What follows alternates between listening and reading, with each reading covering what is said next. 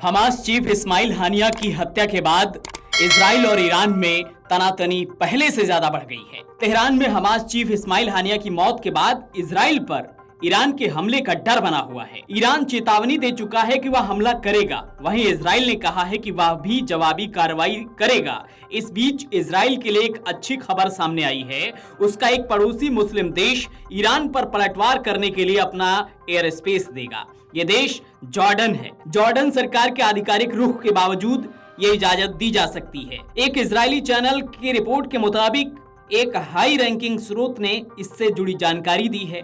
ये फैसला जॉर्डन के व्यापक सुरक्षा हितों और इजराइल के साथ सहयोग की नीति के अनुरूप है। जॉर्डन ने अप्रैल में ईरान की तरफ से इजराइल पर हुए हमलों को विफल करने में मदद की थी।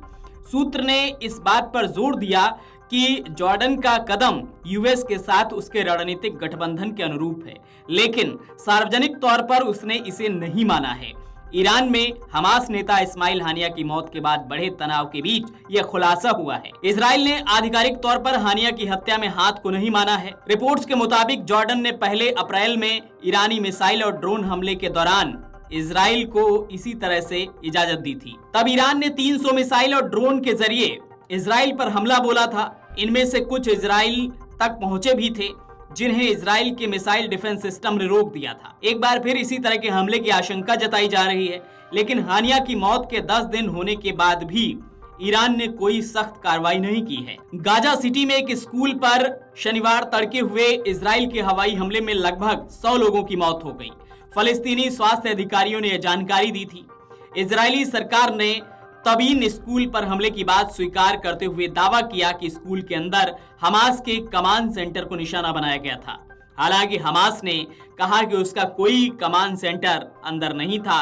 स्कूल का इस्तेमाल युद्ध के चलते अपने घरों को छोड़कर भागने को मजबूर हुए लोगों को शरण देने के लिए किया जा रहा था। तो इजराइल जहां लगातार हमास को टारगेट कर रहा है, उसके ठिकानों को ध्वस्त कर रहा है, वहीं ईरान इस्माइल हानिया की हत्या के बाद इजराइल पर हमले का प्लान बना रहा है। लेकिन अब जॉर्डन इजराइल के साथ आया है, तो ऐसे में अब बड़ी चुनौती हो गई है ईरान के लिए कि कैसे वो हमला करेगा इजराइल के ऊपर। वीडियो डेस्क अमरउजाला.com। अगर आप ये वीडियो YouTube पर देख रहे हैं तो हमारे चैनल को सब्सक्राइब करें और बेल आइकन को दबाना ना भूलें। अगर आप Facebook पर ये वीडियो देख रहे हैं तो हमारे पेज को लाइक करें। अगर आप ये वीडियो YouTube पर देख रहे हैं तो हमारे चैनल को सब्सक्राइब करें और बेल आइकन को दबाना ना भूलें। अगर आप Facebook पर ये वीडियो देख रहे हैं तो हमारे पेज को लाइक करें।